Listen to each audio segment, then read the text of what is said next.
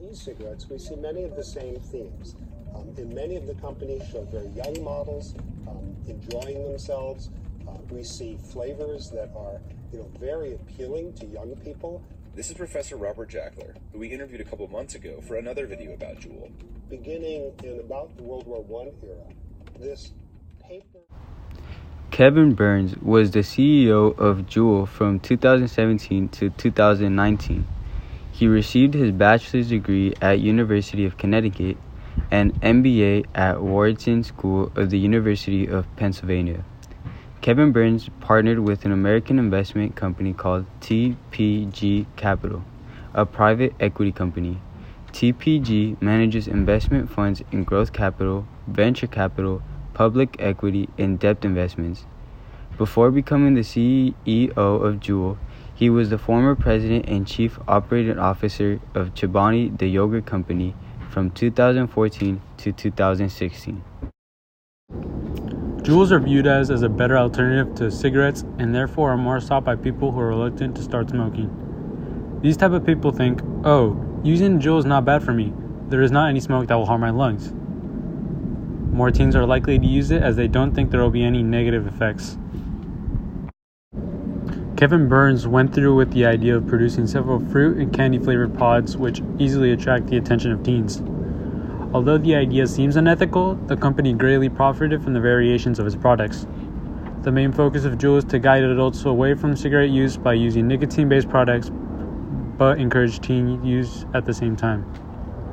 Burns put the company in a situation where they made a lot of profit at the cost of damaging their own reputation. With $12.8 billion investment, Altria, the nation's leading tobacco company, now owns 35% of Juul's Labs, maker of the country's most popular e-cigarette. With the new investment, Juul is now valued at $38 billion, according to Altria's announcement. Juul, the maker and distributor of electronic nicotine vaporizers, is a private for-profit company owned 35% by Altria, the maker of Marlboro cigarettes. Marlboro cigarettes valued the e-cigarettes maker at $38 billion when it invested $12.8 billion last year.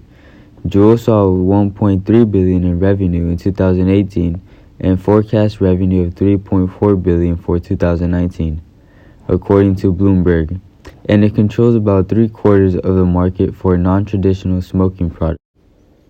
Since Kevin Burns joined Juul Lab, he has worked non-stop to turn a small firm into a worldwide business. He also raised a lot of money as Juul became the Apple of e-cigarette business.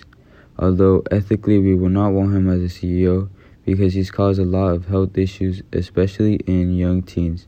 Although he still believes the company's mission of eliminating combustion cigarettes is vitally important and that the industry has tackled underage usage of these products, which are intended for adult smokers only. Eventually, Burns stepped down from the position of CEO. Juul has been looking to expand its product use internationally, offering it in Europe, the Middle East, and Africa. They face some obstacles such as local laws and promoting the use in areas that are more conservative.